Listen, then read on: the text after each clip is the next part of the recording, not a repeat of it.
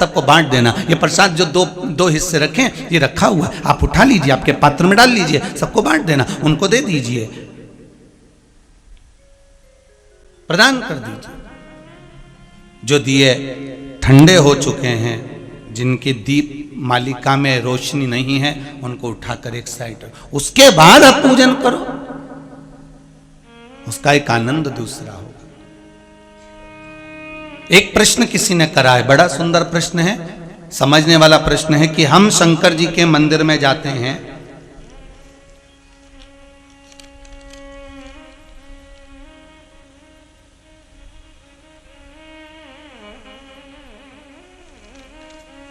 हम शिव जी के मंदिर में जाते हैं तो वहां शंकर जी का श्रृंगार हो गया होता है,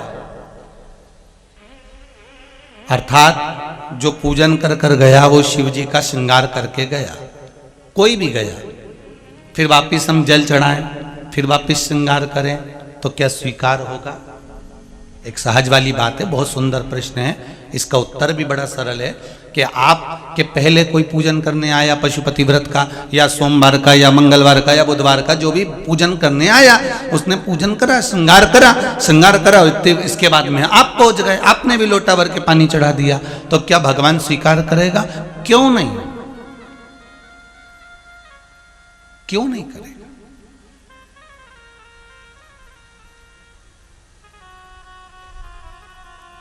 एक पिता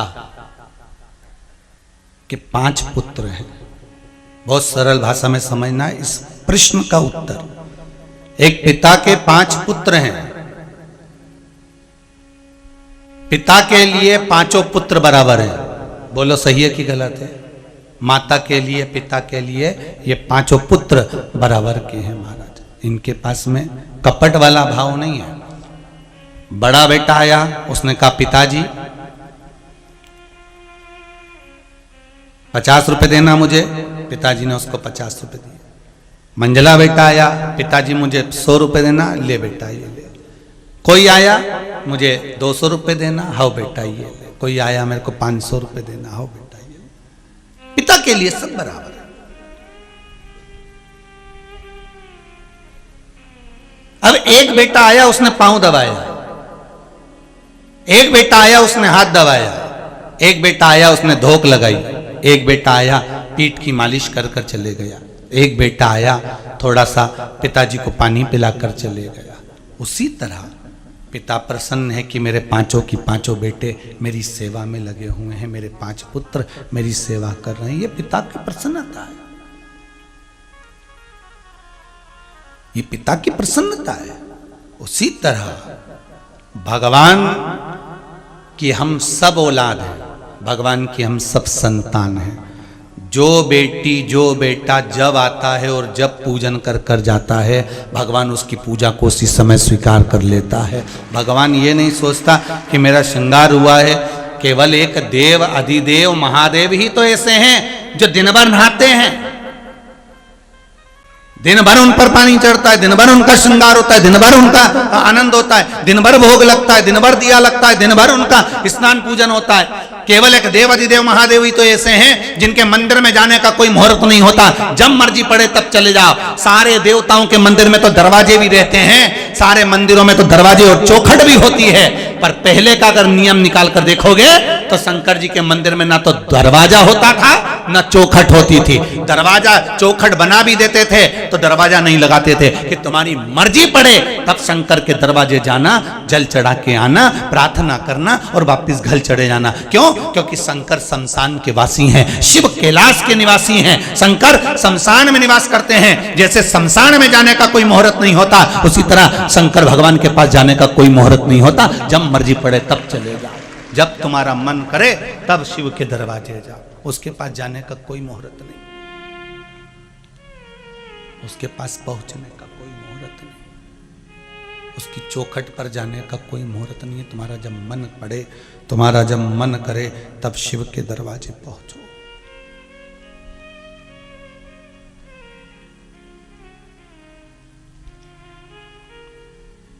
शिव कथा कहती है शंकर भगवान पर एक श्रेष्ठ एक श्रेष्ठ चीज चढ़ती है जिसका नाम है मधु शहद। क्या चढ़ता है? जम के बोलिए जरा। शहद। शहद बनाने वाली मधुमक्खी को देखा है आप लोगों ने? सबने देखा है? अरे बोलो तो जम के। देखा है ना? वो मधुमक्खी क्या करती है? शहद बनाने वाली मधुमक्खी जब शहद बना लेती है, बनाने के बाद उसके पाँव से वो अपने शरीर को मलती रहती है। कभी नहीं देखा हो तो आज देख लेना, कहीं दिखे तो पत्थर माल के मत देख लेना, नहीं तो कहो कि सियोर वाले महाराज जी ने बोला अपन प्रैक्टिकल कर लो। कहीं दिख जाए मधुमक्खी तो उसको देखना। कोई मक्खी को देखना, मधुमक्खी को वो क्या करती है। शहद बनाने वाली मधुमक्खी शहद बनाने के बाद में जब उसका छत्ता बढ़ते चले जाता है, छत्ता बढ़ते चले जाता है, मधु का छत्ता बढ़ते चले जाता है, वो मधु का छत्ता जब नीचे लटकने लगता है, उस लटकते हुए छत्ते पर मधुमक्खी बैठी हो तो उसको देखना, वो अपने हाथ से, अपने पांव से, अपने पंख से अपने शरीर को बार बार घसती है, बार बार मलती है। तो एक संत से एक व्यक्ति ने प्रश्न किया कि मधुमक्खी आखिर ऐसा क्यों करती है, उसको क्या कारण है कि वो अपने शरीर को घसती है, अपने शरीर को मलती है, क्या कारण? संत कहते हैं ये मधुमक्खी फूलों का रस ले लेकर आती है, शहद बनाकर उसको छत्ते में रखती जाती है। जब छत्ता बढ़ते चले जाता है, बढ़ते चले जाता है और छत्ता जब नीचे गिरने लगता है तो मधुमक्खी को पछतावा होने लगता है कि ना तो मैंने शहद खाया और ना मैंने शहद को काम में लिया, अब ये गिर जाएगा तो शरीर से वो अपने मल मल कर रोती है कि मैंने ये क्या करा, दुनिया वालों के लिए बना के छोड़ दिया। जब जब मेरे भोलेनाथ जी पर शहद चढ़ाओ तो एक बात का स्मरण रखना कि शहद हमें सीख देता है कि मधुमक्खी बना बना कर छोड़ दी, शहद दूसरे के काम आया, खुद उसका उपयोग नहीं कर पाई। कर पाई क्या? नहीं। आखिरी में वो शहद दूसरे के काम आया। शंकर भगवान पर जब शहद चढ़ाओ तो एक बात का ज्ञान ले लेना कि हम कहीं ऐसा तो नहीं कर रहे कि हम भी केवल जोड़ जोड़ के मधुमक्खी जैसे इकट्ठा कर अंत में सीताराम हो गए।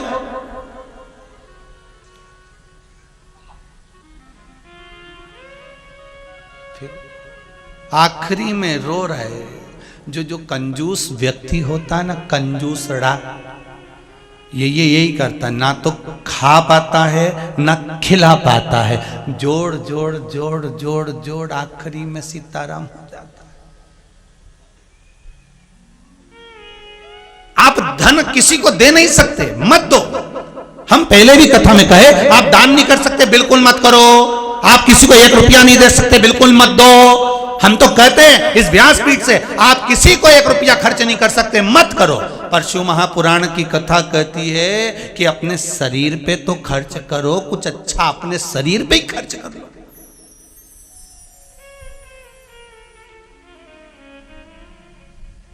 अपने शरीर पर भी नहीं खर्च कर।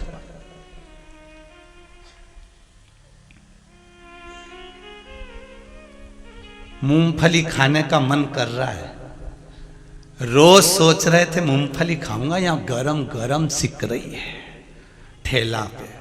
2 बार मन करा गए। कैसी दी? 20 रुपए की 50 ग्राम, 50 ग्राम 20 की, ओ 5 रुपए की दे दे। 5 रुपए की उसने मूंगफली 10 मूंगफली दी। खाने का मन था और खा लेता, पर वो 5 रुपए की खा के इस मन को मार लिया। बस खाली संतुष्टि हो गई। अब उससे पूछा जाए तेरी जेब में जो पैसे पड़े तूने कमाए किसके लिए कमाए? किसके लिए? तू अपने ऊपर भी तो खर्च नहीं कर पाया।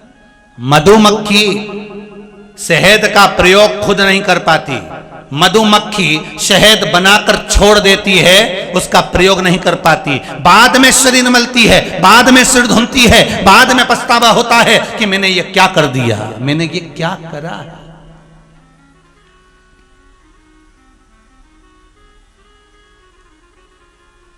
मैंने क्या करा।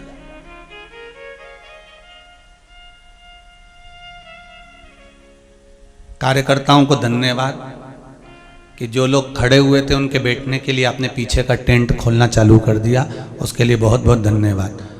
वहां पर बिछा तोड़ कर दें जिससे लोग बैठते चले जाएं, बहुत बहुत साधुवाद। श्री, सभी लोग बोलेंगे एक बार साथ में, श्री शिवाय नमस्तुभ्यम।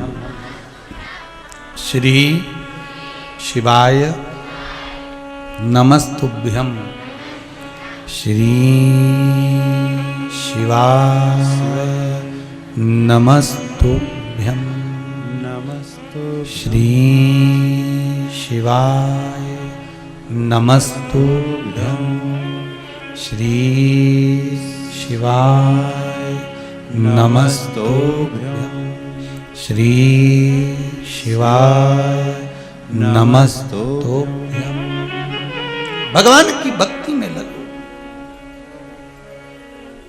पार्वती मैया शिव जी को प्राप्त हो गई, शंकर भगवान दूल्हा बन गए।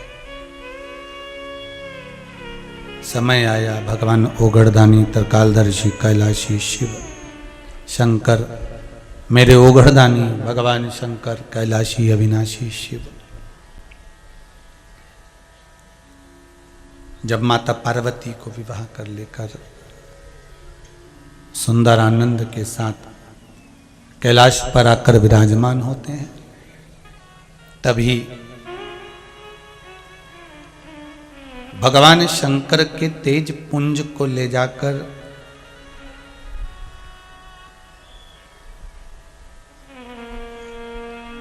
उस तेज पुंज को सूर्यदेव अग्निदेव की साक्षी में मां गंगा को प्रदान कर देते हैं। प्रेशर बढ़ाइए, गंगा मैया को प्रदान कर देते हैं। गंगा मैया भगवान शिव के वो तेज पुंज को अपने पास रखती हैं। देखिए जरा, पार्वती मैया और गंगा मैया एक ही पिता की पुत्री है। दोनों की तप साधना बड़ी प्रबल है, बड़ी प्रबल है दोनों की तप साधना।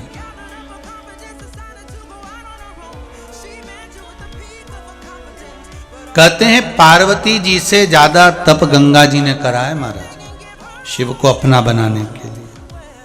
पार्वती मैया भी तप करी है।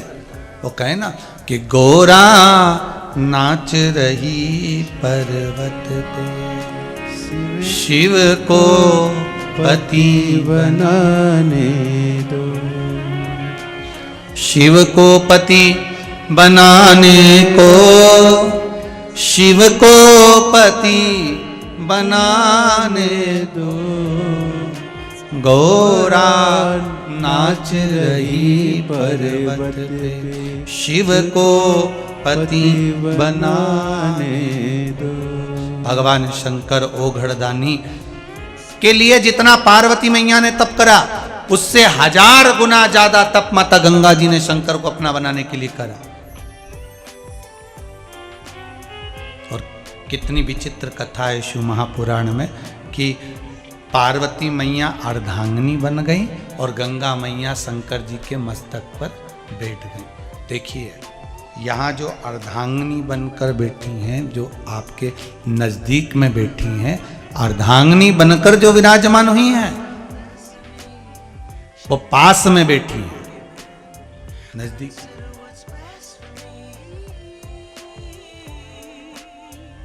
जो अर्धांगिनी बनकर बैठी हैं वो पास में बैठी हैं, नजदीक में। पर शिवजी ने कहा, गंगा तेरी भक्ति बड़ी प्रबल है, तेरा भजन बड़ा प्रबल है गंगा, इसलिए मैं तुझे पास में नहीं बिठा सकता, मैं तुझे अपने सिर पर बिठाऊंगा। गंगा जी के तप बल के कारण भगवान शंकर ने अपने सिर पर बिठाया है गंगा जी। गंगा मैया भगवान शिव के सिर पर बैठी। भगवान शंकर के मस्तक पर गंगा मैया विराजमान। बहुत सुंदर बात कही है शिव महापुराण में कि आपका जो तप बल है,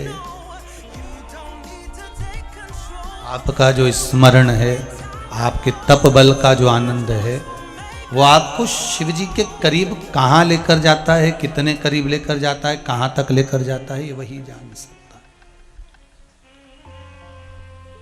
है। भजन भोले बाबा का करते रहोगे तो संसार सागर से तरते रहोगे। भगवान शिव की भक्ति को गंगा जी ने जो धारण करा, शंकर जी ने कहा गंगा मैं तुझे मस्तक पर बिठाऊंगा, पर गंगा जी कहती है मैं तो अर्धांगिनी बनना चाहती थी आपकी, आपने पार्वती जी को अर्धांगिनी बनाया, मुझे नहीं। शंकर जी कहते अर्धांगिनी बनती तो पास में बैठती, पर मैं तुझे विश्वास का केंद्र बनाना चाहता था, तुझे पूजना चाहता था, तेरी तप साधना में खुद करना चाहता था, इसलिए तो मस्तक पर बिठाया है तुझे।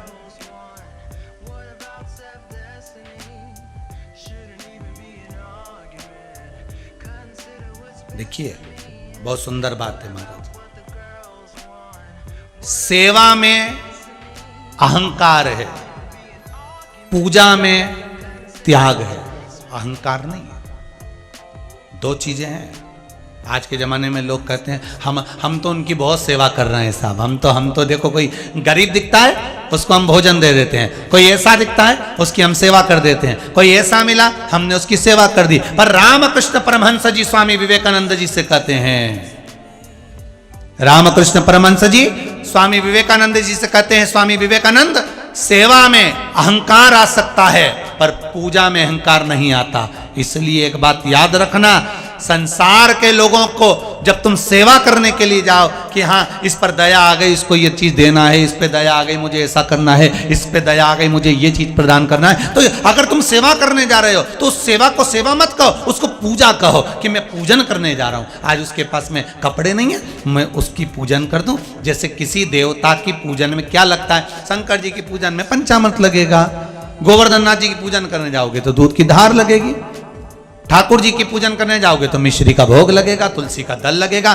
देवी जी की पूजन करने जाओगे तो लाल चुनरी लगेगी, माता जी का स्वाग सामग्री लगेगी। उसी तरह पूजन का क्रम, उसी तरह सेवा का क्रम जो होता है, तो सेवा को पूजा मानना।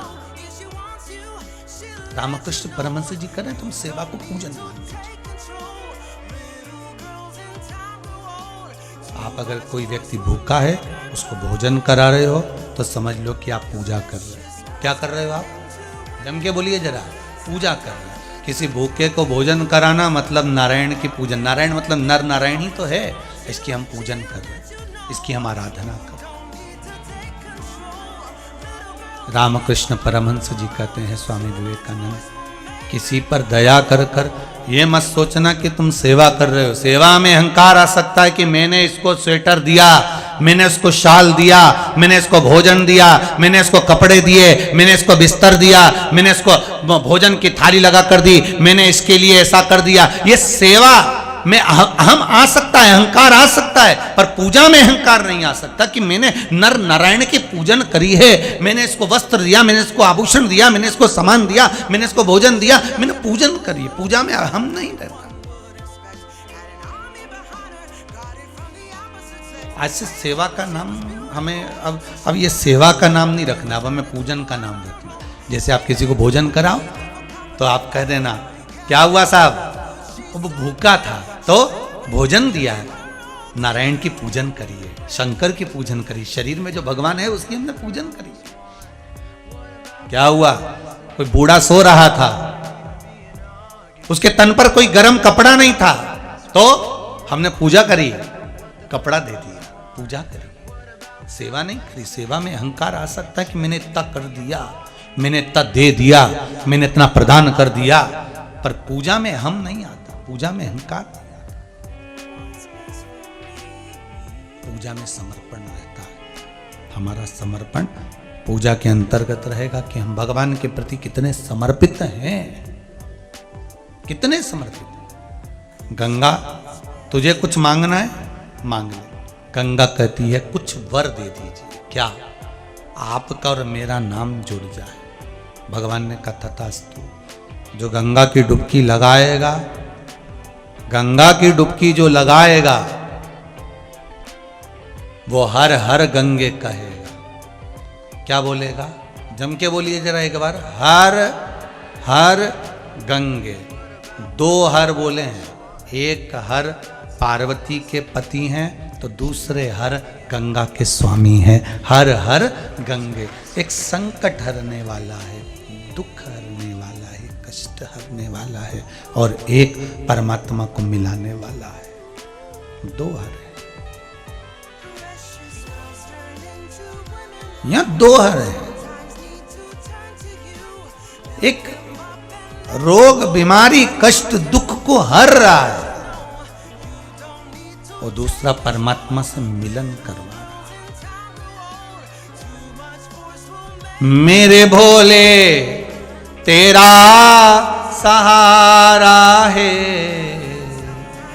मेरी नैया का तू किनारा है, मेरी नैया का तू किनारा है।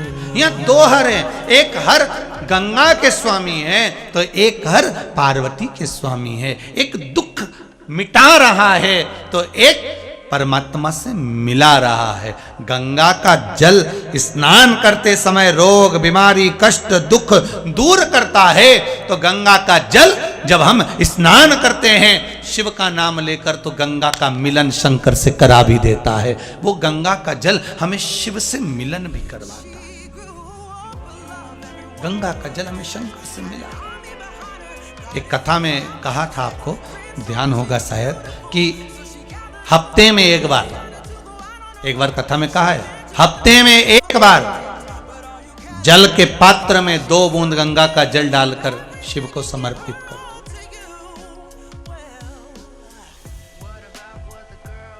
शिव को समर्पित। एक बहुत अच्छा प्रसंग है, अगर आप लोगों के ध्यान में होगा, शिव महापुराण में आता है, लिंग पुराण में, शिव पुराण में, नर्मदा पुराण में, सब में उसका वर्णन है। स्कंद पुराण में भी वर्णन आता है। ध्यान दीजिएगा कि शंकर भगवान का शिवलिंग जहां जहां पर है और उस शिवलिंग के पास में कोई कुआं हो, कोई बावड़ी हो, कोई तालाब हो, कोई नदी हो, कोई सरोवर हो, कूप हो, तो उसका जो जल होता है, उसका जो जल होता है वो दूसरा कोई जल नहीं होता। क्या कहा गया? अगर शंकर के मंदिर के पास में, शिव के शिवलिंग के पास में कोई कुआं, कोई बावड़ी, कोई तालाब, कोई सरोवर, कोई कुंड, कोई बावड़ी आदि का आदि कोई भी नदी सरोवर कुछ भी है, वो साधारण जल नहीं रहता। शिव महापुराण की कथा कहती है उसमें भारत की भूमि पर जो जो पवित्र पवित्र नदियां, गंगा यमुना नर्मदा सरयू छिपरा आदि कादिक जितनी नदियां हैं, जितने सरोवर हैं, जितने कुंड हैं, भारत की भूमि पर जितने जितने तीर्थ बसे हुए हैं, उस तीर्थ में जो जो नदियां, जो जो तालाब, जो जो बावड़ियां, जो जो कुंड हैं, वो शंकर के शिवलिंग के पास एक कुंड में, कुएं में, एक बावड़ी में आकर समाहित हो जाते हैं। उसका महत्व बढ़ जाता है, उसकी महत्वता बढ़ जाती है।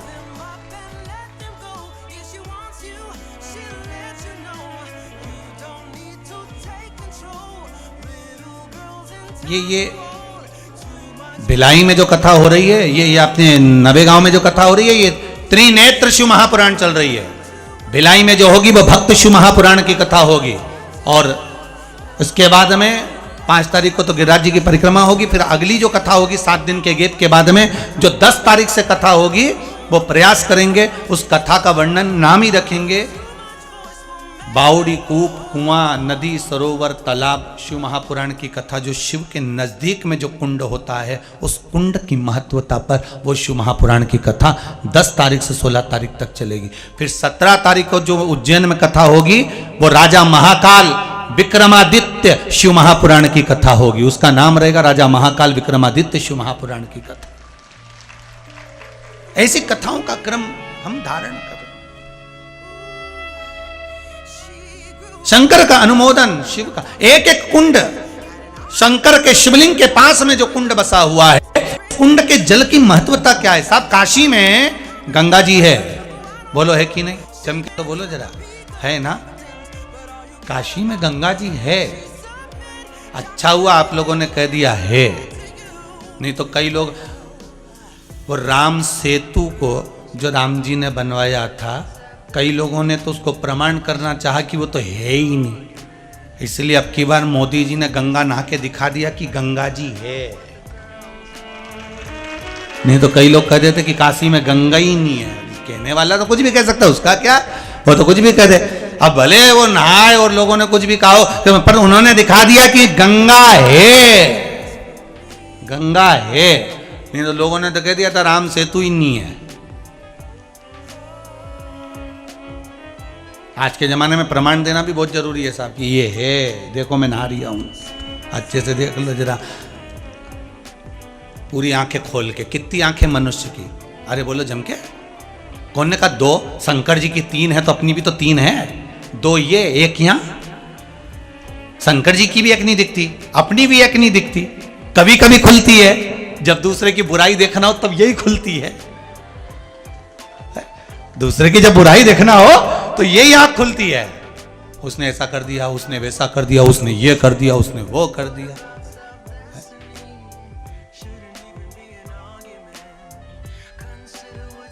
खुलना हो।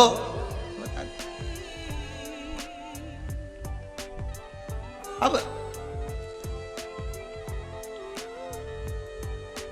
काशी में गंगा जी हैं, आप लोग विश्वनाथ दर्शन करेंगे। काशी में एक मंदिर और है बड़ा सुंदर, महामृत्युंजय महादेव का मंदिर। कौन से महादेव का? महामृत्युंजय महादेव का मंदिर। उस मंदिर के पास में एक छोटा सा शिव मंदिर के अंदर कुंड है, छोटा सा। वहां ब्राह्मण लोग सब बैठकर महामृत्युंजय मंत्र का जाप करते थे। पूरे मंदिर में जहां देखोगे आप चारों तरफ, वहां ब्राह्मण लोग बैठे रहेंगे, महामृत्युंजय मंत्र का जाप करते रहेंगे।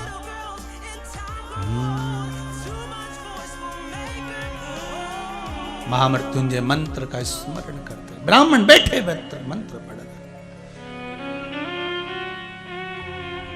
आप भी मौन होकर, बोलकर नहीं, वेद मंत्र का स्मरण करते हुए घट की जिह्वा से इस महामृत्युंजय मंत्र को इस वायलिन की धुन के साथ में स्मरण करेंगे।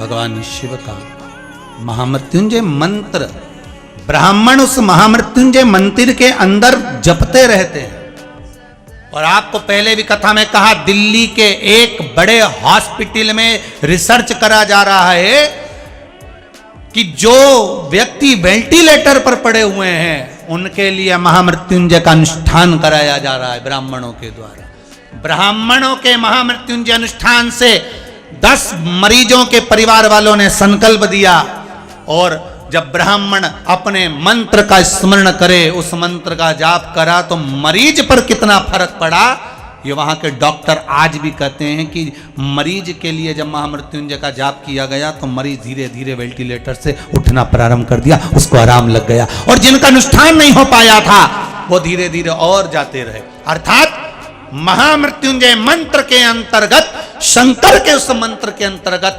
मृत्यु को जीतने का कुछ मूल मंत्र छुपा हुआ है, कुछ ऐसी साधना छुपी हुई है, कुछ ऐसा रस छुपा हुआ है जिसका स्मरण करने से सुख की प्राप्ति हो जाए।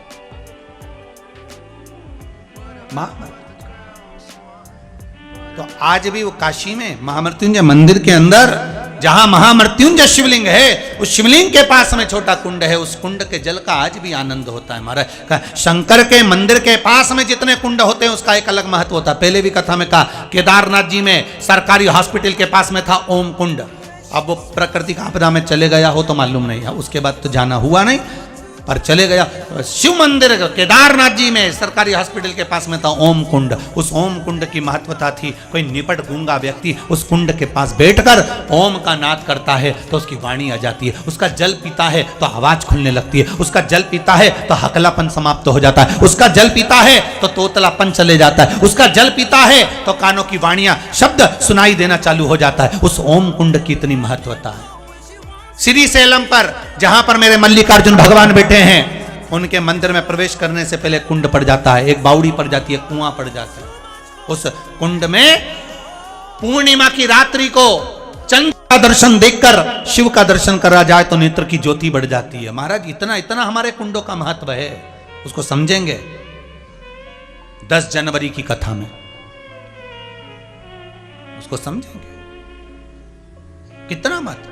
तो कहा शिव महापुराण की कथा कहती है, एक बात और अच्छे से समझ लीजिए कि अगर गंगा का जल नहीं मिले, मान लो कहीं गंगा का जल आपके पास में प्राप्त ना हो, तो किसी शंकर जी के मंदिर के पास कोई कुआं, कोई बावड़ी, कोई स्थान कोई ऐसा हो जहाँ से उस जल को ले लिया जाए। उस जल को भी अगर भगवान को समर्पित कर रहे हो, उस जल का प्रयोग खुद के शरीर के लिए भी कर रहे हो, तो वो आपको गंगा के जल जैसा ही अमृत बन जाएगा और आपको फल प्रदान कर देगा, फल प्रदान कर।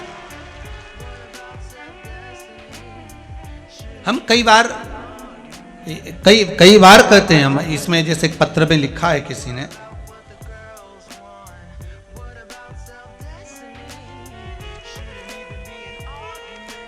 रजनी रघुवंशी परासिया जिला छिंदवाड़ा से आई हैं, कहीं हो तो खड़ी हो जाएं, दोनों हाथ एक बार अवश्य हिलाएं, हर हर महादेव का स्मरण कर। इन्होंने पत्र में लिखा है, रजनी रघुवंशी परासिया जिला छिंदवाड़ा, कहीं बैठी हैं तो हाथ हिलाइएगा। गुरुदेव रुद्र महोत्सव में, रुद्राक्ष उत्सव में हम कुबेरेश्वर धाम आए थे। मेरे दामाद नितेश सूर्यवंशी की नौकरी कलकत्ता में थी। हम लोग बहुत प्रयास करें कि इनकी नौकरी मध्य प्रदेश में हो जाए, पर वो कोलकाता से ट्रांसफर ही नहीं कर रहे थे। अथक प्रयास कर दिया गुरुजी, कई बार प्रयास करा पर वो हुआ नहीं। आखिरी में हमारे पड़ोसी ने कहा कि एक बार चलते हैं कुबेरेश्वर धाम। तब इस पत्र में लिखा है, ये पत्र यहीं रह जाते हैं, हम लेकर नहीं जाते, आपको मालूम होगा, हम यहीं छोड़ जाते हैं, बाद में भी पढ़ सकते हो। कुबेरेश्वर धाम हम गए, वहाँ जाकर बाबा से दंडवत कर प्रणाम किया। ऐसी कृपा हुई गुरुजी, वहाँ से आने के बाद मेरे दामाद की नौकरी इंदौर में हो गई है और ट्रांसफ़र हो गया है, वही बाबा की कृपा। हमको तो कभी कभी महसूस होता है बाबा की ऐसी कृपा है कुबेरेश्वर धाम पर, शिव की। हम तो कहेंगे कि मध्य प्रदेश के लोगों के लिए तो एक तीर्थ का आनंद हो गया कुबेरेश्वर धाम, जहाँ पर शंकर का मंदिर तो बन ही रहा है। सारी दुनिया में पहला मंदिर होगा जिसका निर्माण नहीं हुआ, पर देवादिदेव महादेव वहाँ पर बैठकर करुणा बहुत करते हैं, उस भूमि पर बैठकर कृपा बहुत करते हैं महाराज। ये उस भूमि की प्रताप। जब पढ़ते हैं कि शिव मंदिर के पास कोई कुआं हो, कोई बावड़ी हो, कोई तालाब हो, कोई सरोवर हो, उसकी महत्वता ज़्यादा होती है, तो समझ में आता है कि कुबेरेश्वर धाम में भी एक बावड़ी, एक कुआं है जिसकी महत्वता है, जिसका एक आनंद है। वो गंगा जल से कम नहीं है महाराज, गंगा जल से कम नहीं। उसकी कृपा, शिव स्वतः विराजमान है, शंकर स्वतः बैठा। महाराज गंगा वर मांग रही है, पहला वर दीजिए कि मेरा और आपका नाम जुड़े। हर हर गंगे, हर हर गंगे। एक हर पार्वती का स्वामी, एक हर गंगा का स्वामी। एक कष्ट, रोग, बीमारी, तकलीफ को हर रहा है, दूसरा हर भगवान शंकर को, इस जीव को मिला रहा है। दूसरा वर मांगा गंगा जी ने, प्रभु मेरे जल में जब तक किसी की अस्थियां, हड्डियां पड़ी रहे, तब तक वो बैकुंठ में पड़ा रहे, ये वर दे दीजिए, ये वर चाहिए। गंगा के जल में जब तक किसी की अस्थियां पड़ी रहती है तब तक वो जीव आत्मा गंगा के प्रताप से, गंगा के बल पर वो जीवात्मा बैकुंठ में पड़ी रहती है। इसलिए हमारे यहाँ कहते हैं गंगा जी में अस्थियां विसर्जन करी जाए, अस्थियां लेकर जाओ गंगा जी में विसर्जन करो। क्यों? क्योंकि उतने समय तक, जितने समय तक गंगा के जल में अस्थियां पड़ी हैं, जितने समय तक गंगा के जल में वो अस्थियां रखी हैं, उतने समय तक वो जीवात्मा बैकुंठ का निवास करती है, बैकुंठ में निवास, बैकुंठ में निवास,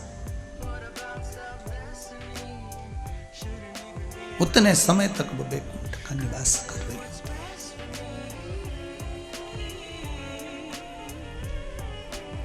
इसलिए मैया ओ गंगा मैया, मैया ओ गंगा मैया, हे मां बड़ी पवित्र है, बड़ी पावन। इसलिए शायद शंकर भगवान ने अपने मस्तक पर तुझे धारण करा,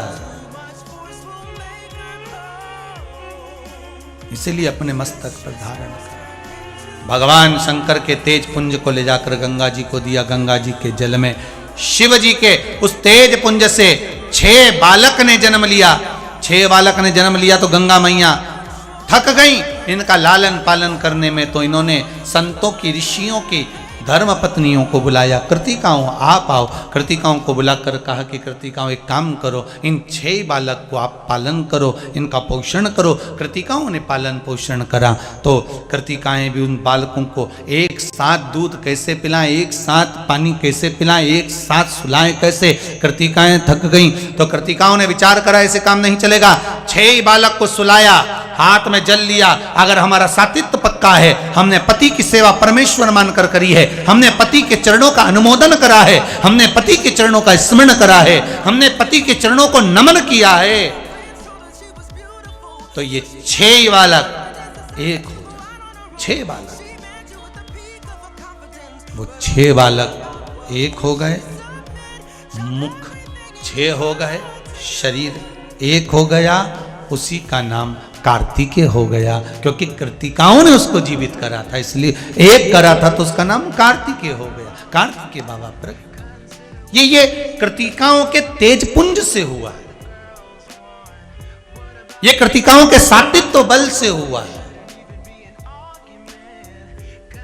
कृतिकाओं का सातित्व बल इतना था कि 6 को एक कर सकती है, पर आज की ये कृतिकाएं 6 को अलग अलग कर देती हैं।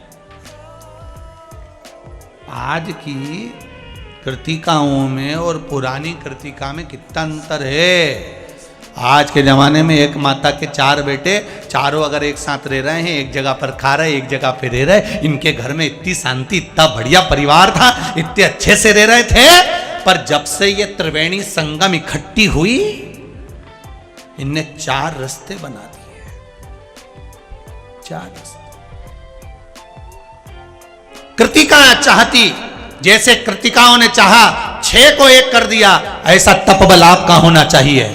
मेरे भारत की भूमि की बहुएं, माताएं, बेटियां, इस भारत की भूमि की बेटियां, बहुएं, माताएं, इनका तपबल ऐसा होना चाहिए कि घर में क्लेश कितना भी हो, बहुएं कह दे ये क्लेश बाहर छोड़कर आया करो, इसको बाहर रखो, गुस्सा बाहर रखो, अशांति बाहर रखो, घर में प्रेम से रहो, जितना समय रहो प्रेम से रहो, जितना समय।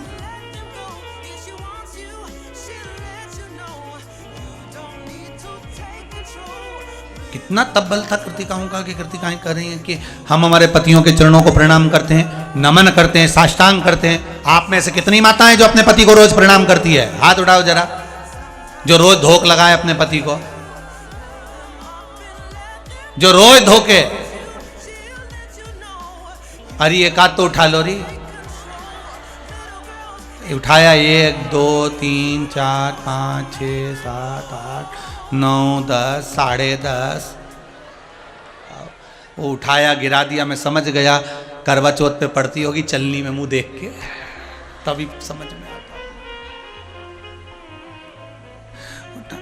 अच्छा जाने दो, अब आप में से वो माताएं हाथ उठा ले, तुम नहीं पढ़ती हो, कभी कभी वो पढ़ लेता हो, तो कभी कभी वो भी पढ़ लेता है, हाथ पैर तो जोड़ ही लेता है। जब जब घर में विवाद होता है तो बेचारा वो भेरू ही हाथ, तेरे हाथ जोड़ू, चुप हो जा, जग पाँव पढ़ू तो चुप हो जा, थोड़ा मुख बंद कर लेते। फिर वो चिल्ला के दौड़ी, तुम्हारी मम्मी, तो तेरे हाथ जोड़ू, मेरी माँ है तो चुपचाप बैठ जा, मम्मी है ना, मेरी माता है ना, तू चुप हो जा, तेरे पाँव पढ़ लू तू चुप हो जा। ये कभी नहीं पढ़ी पर उसने 50 बार पढ़ ली है, चुप हो जा। वो तो घर में एक नरियल रखता है रोज फोड़ने के लिए, तैसे ही फोड़े, जगजननी जगदम्बा जगद्धात्री चंद्र घंटा जय हो आपकी, एक नरियल, चुप हो जा। फिर भी अब पढ़ना चाहिए, पर कुछ भी हो, जी जी हो, नवे गांव वाली हो, अरे ओ नवे गांव के, पढ़ना चाहिए, पाँव तो रोज पढ़ो। दीन बंधु दयालु दया कीजिए, कल से जो अपने पति को प्रणाम नहीं करे उके उठा लीजिए। प्रणाम तो करना चाहिए, थोड़ा भले ज्यादा नहीं करो पर करो। पहली बार शर्म आए तो इतना घूंघट करके पढ़ी लो, पहली बार उसको भी शर्म आएगी पाँव पढ़वाने में, तो 500 का नोट देगा कि 70 साल में आज पढ़ रहे, 40 साल हो गए शादी के, कभी नहीं पाँव पढ़ा इन्हें, हमेशा सिर ही पढ़ा मेरा, आज पाँव पड़ी।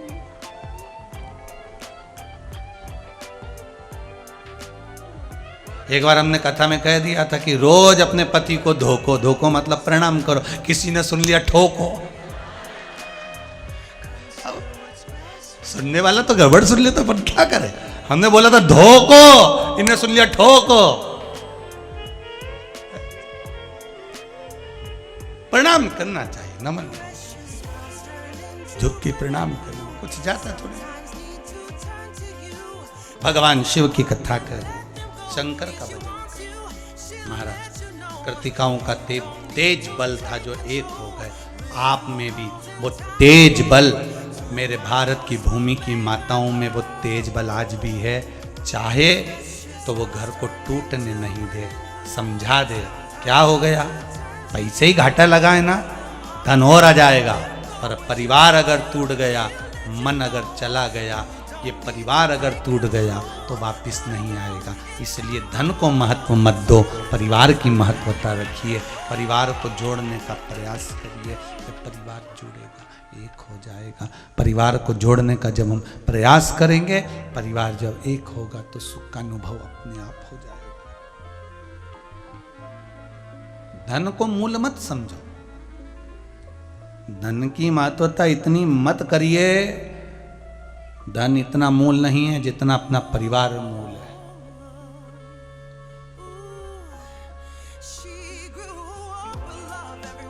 सही है कि गलत है, बोलो ईमानदारी से।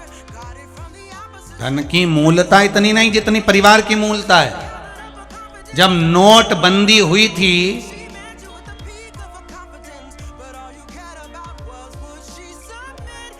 तब धन की मूलता नहीं रही थी, परिवार की मूलता रही थी। जी उधर खड़ी हो जाना, इसको बदल जाना, काका जी उधर खड़े लाइन में, इसको बदल जाना, तू इधर चले जा। सारा परिवार का लोग मिल गया तब जाके तो जल्दी जल्दी बदल कर तुरंत चेंज करा। अगर परिवार नहीं होता तो अकेली कब तक चेंज करती, कब तक।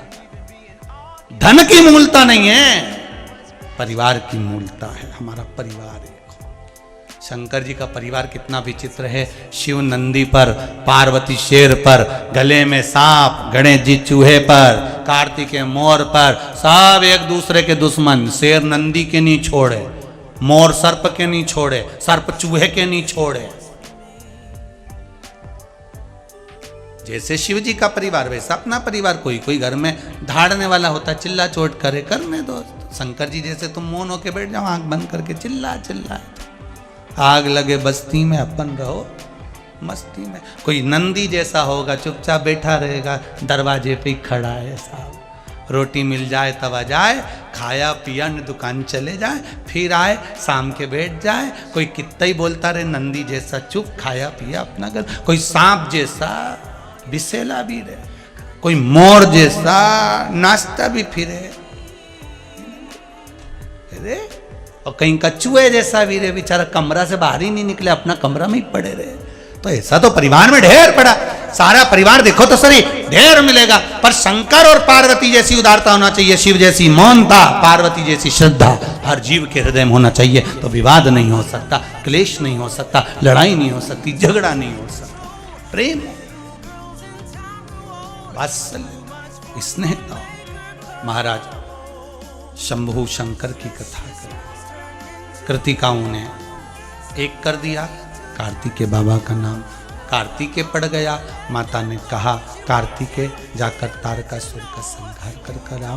तारकासुर का संहार करने के लिए कार्तिकेय जी गए। माँ ने एक बात कह दी, कार्तिकेय जब तारकासुर का संहार करने जाओ तो इस बात का ध्यान रखना कि कार्तिकेय तारकासुर के हृदय में शिव बसे हुए हैं, तारकासुर के हृदय में शंकर बसे हुए हैं। इसलिए एक बात का ध्यान रखना, शंकर अगर हृदय में है तो ये ज्ञात रखना, तारकासुर को मारना जरूर, पर उसके हृदय को छेदित ना करिएगा। मारना जरूर, पर हृदय को छेदित ना करिएगा। जिसके हृदय में शिव बैठा होता है, जिसके हृदय में शंकर बैठे हुए होते हैं, शिव महापुराण की कथा कहती है कष्ट तो आता है, क्योंकि मनुष्य का शरीर है, मानव की देह है, कष्ट तो जरूर आएगा, पर जिसके हृदय में शंकर बैठा हुआ होता है, मेरा शिव, मेरा ओघड़दानी, मेरा त्रिकालदर्शी, मेरा कैलाशी, मेरा शंभु बैठा हुआ होता है, शिव महापुराण कहती है वो कष्ट कब कट जाता है मालूम नहीं पड़ता है। शंकर हृदय में थे तारकासुर के, तारकासुर को भगवान कार्तिकेय ने मार दिया। मारने के बाद तारकासुर के विदुमाली, कमलाक्ष की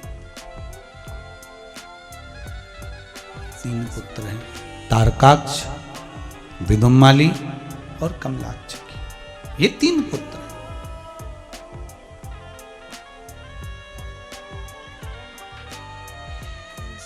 इनको लगा कि मेरे पिता को मार दिया है, अगर हम बदला लेंगे तो हम भी मारे जाएंगे। इन्होंने तप करा,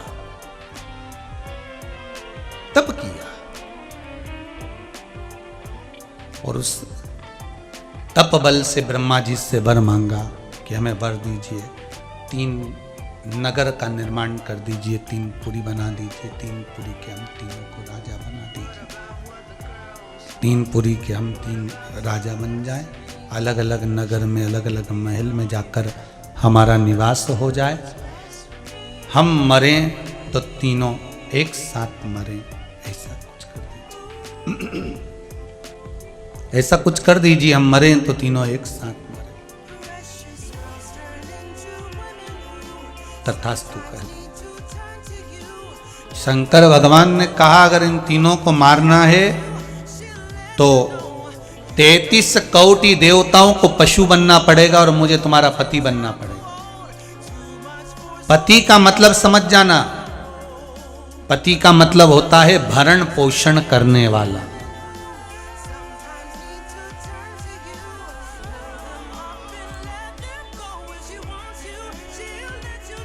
किसी देवता के नाम के आगे पति का संबोधन नहीं लिखा है, केवल एक देवता के आगे पति का संबोधन लिखा है, वो है पशुपतिनाथ। शंकर भगवान के आगे पति का संबोधन लिखा है कि ये पति हैं, मतलब भरण पोषण करने वाला मेरा शिव है, उसके सिवाय कोई। पति का संबोधन है। भगवान 33 कोटि देवताओं को पशु बनना पड़ा, भगवान शिव पशुपतिनाथ बने और पशुपति बनकर बड़ा आनंदी का रूप लेकर जो भागे हैं देवताओं को लेकर। देवताओं ने तारकाक्ष, विदुमाली, कमलाक्ष की तीनों को एक जगह इकट्ठा करा। इकट्ठा कर जैसे ही शंकर भगवान ने अपने सिंगों के द्वारा उनका संहार कर